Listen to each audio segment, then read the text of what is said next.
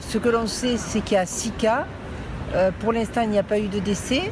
Ils ont été mis à l'isolement. Non, j'ai pas peur d'être infecté. Pas du tout. Non, pas une seule seconde. Non, on n'a pas peur. Disons que non, j'ai pas peur. Alors moi j'ai l'impression que pour l'instant on est très alarmiste et que ça reste moins grave que la grippe par exemple. Alors, en tout cas moi j'ai pas peur pour moi et je m'inquiète pas. Pour nous, personnellement, ça ne nous inquiète pas beaucoup. Le virus de la grippe tue beaucoup plus. Maintenant, vous savez, on voit sur les réseaux sociaux, on voit des images qui sont ça peut être des dessins, des images et qui sont complètement racistes. Maintenant, encore une fois, moi, je ne tolère pas. Je ne tolère pas.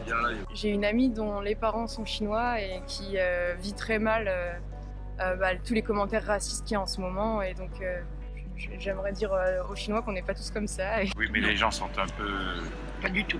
bêtes, ridicules. Moi j'ai pas peur d'aller manger dans des restaurants chinois. La bêtise humaine est mondiale. Aujourd'hui, c'est peut-être plus les personnes asiatiques. Demain, ça sera peut-être d'autres personnes pour autre chose.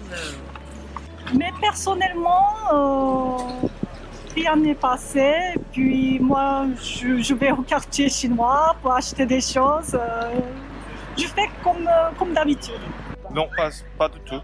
Mais tu vois que dans un restaurant asiatique ou dans un magasin asiatique, il y a beaucoup moins de gens par rapport à d'habitude. Oui, j'ai confiance. Oui. Il faut être optimiste et il faut croire aux autorités sanitaires, que ce soit chinoises, françaises, européennes, mondiales. Oui, j'ai plutôt confiance dans le système médical pour arrêter l'épidémie. Je pense qu'en France, on a des institutions et la santé fonctionne plutôt bien et j'ai confiance. Ils ont réagi très très vite et très fort, entre guillemets, de bloquer rapidement Wuhan, de construire des hôpitaux rapidement pour traiter les malades. C'est chouette, parce que c'est pas tous les pays qui auraient pu réagir comme ça, notamment la France. Oui, j'ai été étonnée que le gouvernement a agi subitement, fermé la ville comme ça. J'étais impressionnée. Ça se développe beaucoup quand même, donc espérons que les autorités chinoises fassent le nécessaire. En tout cas, je pense qu'ils ont fait tout ce qu'ils pouvaient et très rapidement. Et, je pense qu'en France, on n'aurait pas réagi aussi vite qu'en Chine. Et c'est intéressant de voir qu'en Chine, on peut imposer à 60 millions de personnes de rester en quarantaine sans sortir pendant plusieurs jours ou semaines. En France, ce serait impossible. Je trouve ça amusant de voir qu'en 10 jours, on peut construire un hôpital. Je me dis qu'on peut faire beaucoup de choses en 10 jours. C'est étonnant. C'est étonnant, oui. C'est rapide. C'est impossible de faire ça en France.